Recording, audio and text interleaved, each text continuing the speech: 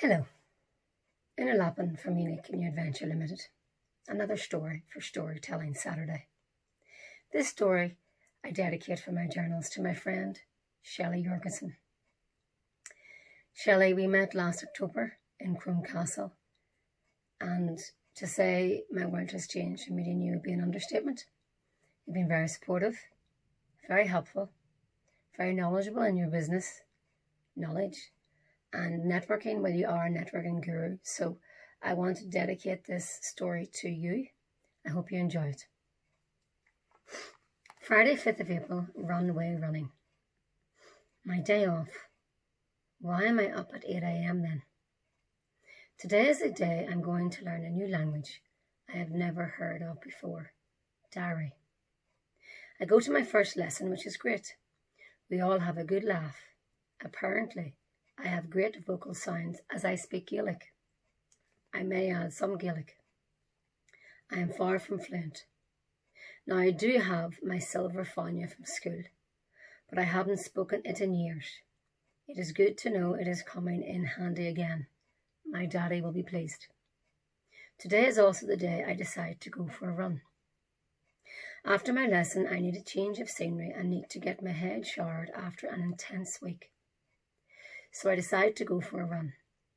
But the only place that is safe to run is at the airport. The taxi and runway. I know I cannot run around the streets of Mazar, as it would not be safe, and as a female, it traditionally doesn't happen.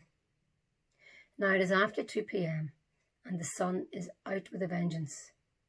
But I head off back up the black, single tarmac road to where this trip began.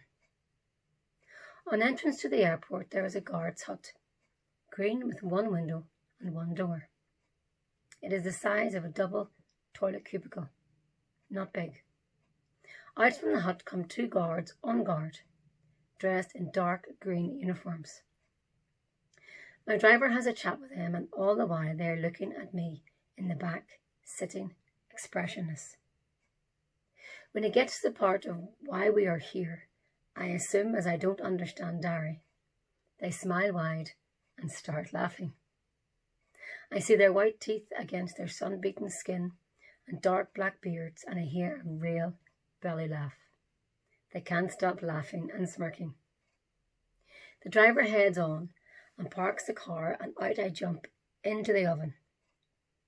I'm dressed modestly, wearing a t-shirt and long basketball shorts, and I'm lathered in sun cream. I do some stretches behind the car as suddenly I feel exposed. I have an audience too. The guards and some other men who have literally appeared from nowhere are looking at me. I head off up and down the bumpy, mortar-bombed taxi and runway in 40 degrees heat.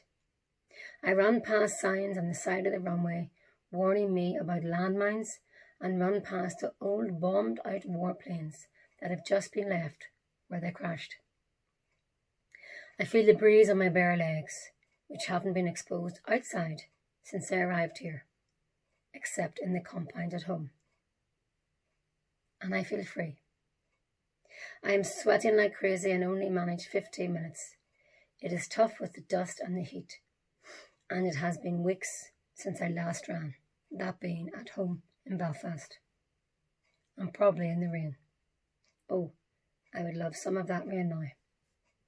I start off running in shorts and a t-shirt, but after a while, that changed to trousers, a long sleeve top and a cap for my safety and personal comfort.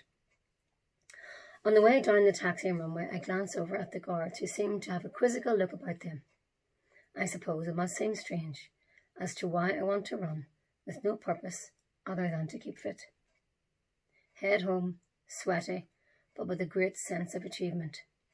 Now I know what to expect, and I know they will remember me the next time. My run has released energy from every part of my body. I go straight to the basement for skipping on the spot, and then play some basketball outside for a bit with the guards. I have so much energy, which is brilliant. Oddly enough, my nickname, while in Mazar, is very aptly Energizer Bunny.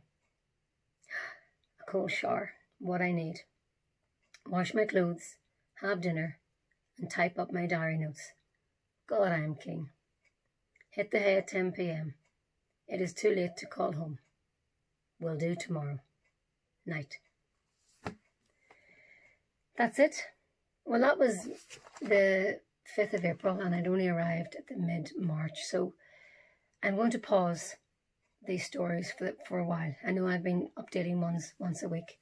People ask for stories, and I love to share stories, but in a way, it's pausing me from writing up my next chapter, which is Ethiopia.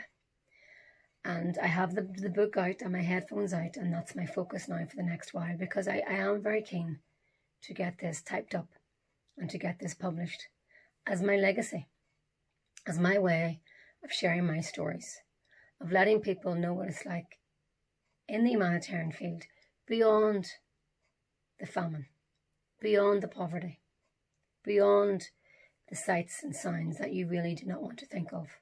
Because at the end of the day, it's humanity. It's a human, it's a woman, it's a man, it's a child. And believe it or not, the people who I met who had very little actually had more. They had resilience, they had joy, they had the best hospitality, and were so humbled that I was there with an Irish non-governmental organisation at that time. So for now, I'm going to pause.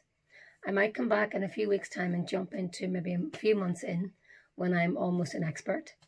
But for now, that's it. So Shelley, I know that story isn't new because I shared it with you on Tuesday, but now it's on YouTube. So thanks again for the opportunity on Tuesday. Thanks again for being my friend and giving me advice and being honest with me and helping me and supporting me and guiding me, because I'm very new in this business world, not in life, but I'm very new in this business world. So I really do appreciate everything you've done. So bye for now, folks. In a lappin' from my new adventure. Over. Out.